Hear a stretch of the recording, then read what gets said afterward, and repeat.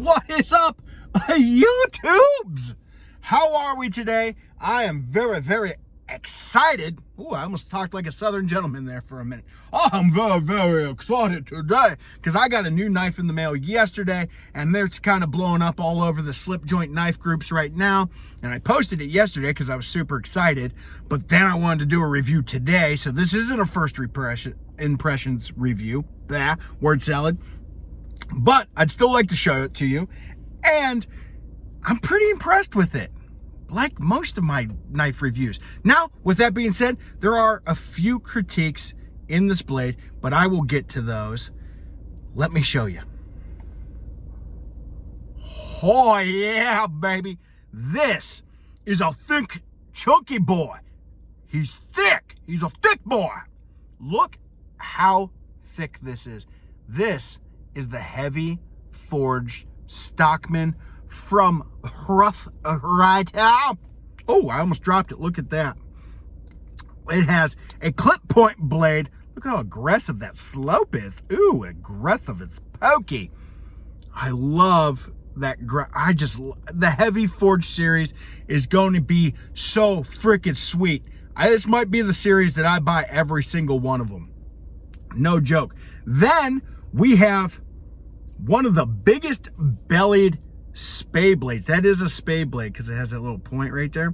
It has a huge belly on it, just like that, which I freaking love it. And the part that really sent me over the edge is this little guy here.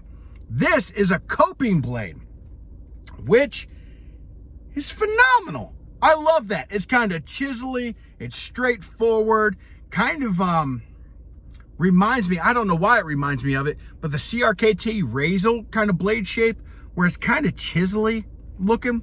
I love it. Half stops on all three blades. Look, boom. I can't open that or I'll cut my fingers. Let's listen to the snap on that. Oh yeah, hold on. Half stop, bink. Snappy. So snappy. The springs are fairly strong. Not incredibly strong, fairly strong. It's not, I would feel safe using it for hard use, but compared to the blade in the Trapper, rightfully so, the Trapper's a bigger blade. The Trapper has a stronger spring blade to it. But the reason why I love this knife so much is each blade sits on individual springs, which makes it super thick, which I kind of like. I like those pocket weights. You throw this in your pocket, it sinks to the bottom of your pocket. You don't have to worry about it ever falling out. Kind of holds your other stuff down there. Very, very cool. And these transitions, Rough Ryder's getting so good, and their fit and finish is improving so much that these transitions are absolutely insane. Focus. You focus. They're insane. I mean, it is just buttery smooth. It's buttery smooth. The fit and finish, there's a small gap here, but when you do the light test, I don't see any light through it. So I just think it's so thick that it appears to be a small gap. Everything is flush. It has that little nice little hump right there. Oh, it's a beautiful blade. There's the pile side right there. It's very, very nice. And I wanted to show you something else here, which is also very, very nice.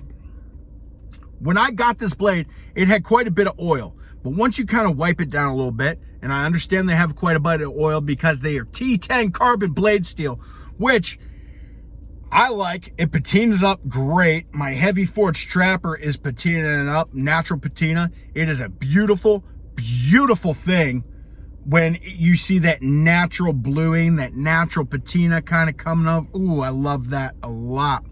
But look how freaking clean this knife is. I mean, this was out of the box. I haven't had this more than 24 hours. And this was out of the box. Look at the inside of that. Look how incredibly clean, and look how thick it is. I could put my pinky in there. I mean, that is crazy. It's not all gunked up.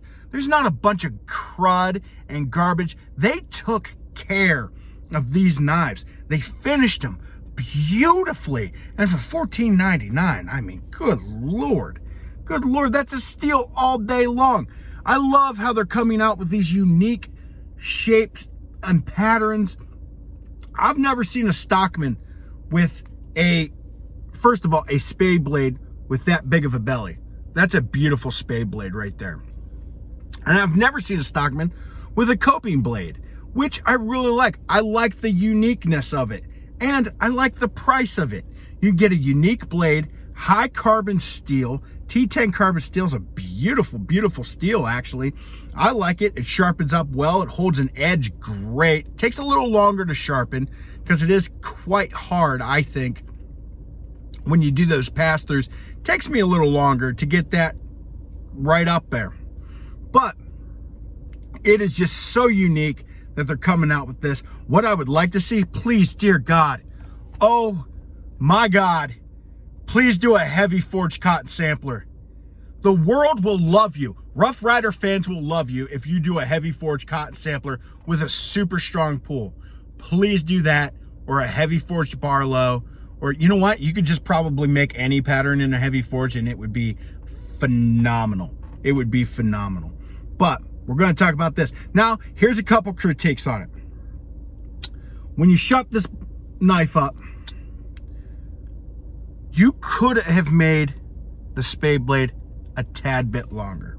There's a huge gap, and I feel like that's a lot of empty space in the blade that could have been utilized better. Now, I understand that spade blades aren't naturally super long, but I mean, look at that.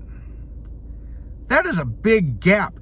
The blades are centered beautifully. There's zero blade rub, and they are so close together. There's zero blade rub, and I can independently pull each one of these out by themselves without opening up another blade. So I get it.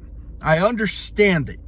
I understand the blade shapes and whatever, but I don't know why that is such a little, it just seems like a waste of a little bit of space. I would almost be willing to pay a little more money to get just a little bit more blade, even on the coping blade.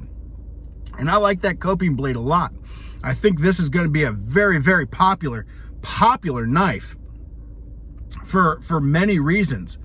I think it looks tough. It's a small blade. It's not very big. It's about 3.5 inches, but the transitions are beautiful. The brown bone die job is incredible on these. I mean, this looks like fine leather. Fine Italian leather, baby. And there's no pins sticking out. It is a very, very well-built knife. Very, very well built. No complaints on the build whatsoever. I do feel like we could have just extended that out a little more, not so much gapping, because I think that will collect a lot of dirt. Other than that, I am so excited to see what's next in this heavy forged line. I would have never thought in my life that the heavy forged line was gonna be as popular as people did, but people got hooked on that trapper, and I bought that trapper. I was like, wow, man, these are incredible. And then I got this in today, and I was like, wow, man, these are incredible. These are beautiful. I've never seen a stockman that thick in my life. I've never seen a stock, and I don't know if you consider that a sow belly stockman, or a serpentine stockman. All I know is it is freaking pretty. It is pretty. It photographs beautifully. I posted a bunch of photos yesterday. It is a steal for $14.99. I think it was like $20 with shipping and handling, and that's after tax and everything. So like 20 bucks, you're good. Cut test. Oh, see, these blades are super thick. Still sharp. I'm not, paper's wet. I'm cutting wet paper. Good job. Good job. It's a thick blade. It is sharp. I wouldn't say razor sharp, but a little touch up, a little swipey, you can get that to a razor finish. What a great blade. I highly recommend getting one of these for $14.99. And if you don't like it, give it to a friend, because I just can't get over how thick these are. They're just absolutely gorgeous. I got mine from smkw.com, and I get free stickers with mine, like everybody. Where's my other? Oh no, my other free sticker. Oh, I had the blade sticker over here, or the G. Oh, there it is. Knives, G.I. Joe knives. There it is. But you guys, go pick up one of these. It is a beautiful, beautiful knife. Transitions beautifully. You have those brass liners in there. There is no gapping in between the bone and the bolsters. Everything stays flush. Even when you open it, they go back to flush. And that is just incredible. That is incredible craftsmanship. I don't know what they did or what they told the factory at the Rough Ryder factory, but they told them to step up their game. And every time I've bought a Rough Ryder, they blow me away every freaking time. And I go, how do they keep improving without raising the price? How do they keep doing this? Please don't raise the price. Oh my goodness, my wife would kill me.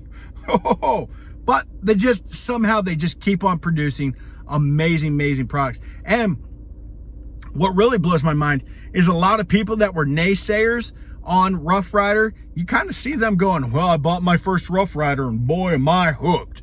And I see that a lot. And I'm really happy about that, because knife collecting for me is something fun, and I can't afford to go out and buy a GEC every 2 weeks or every month, or what some people do. I can't afford that. I make about 40 grand a year. I'm not a rich man, but $14.99, buy a knife a month, get two once a week, once every 2 weeks, a payday. You're throwing 20 bucks to something that'll make you happy, boost up the collection. Oh yeah, that's why I like these things. Look at that. I mean, just look at the grind. Like, oh, so pretty. It's just a pretty knife. Go get you one. smkw.com is where I get mine. I'm not a paid dude. I just like the brand. I like smkw.com. They don't, I like them. And I bought a knife 2 weeks ago that I was less than impressed with, and I called them up, and they were like, yeah, man, we'll send you one right out. Thanks. Because they're built for hand, it backed for life. I literally just called them up and was like, hey, I'm not quite happy with this. And they were like, yeah, no problem. We'll send you one out. No worries. And the second one I got was beautiful. It was beautiful. So this is the Heavy Forge Stockman. Please go look into it. Go check out some photos on my Instagram. Shameless self-promotion, one big pikey. And thanks for watching. Bye.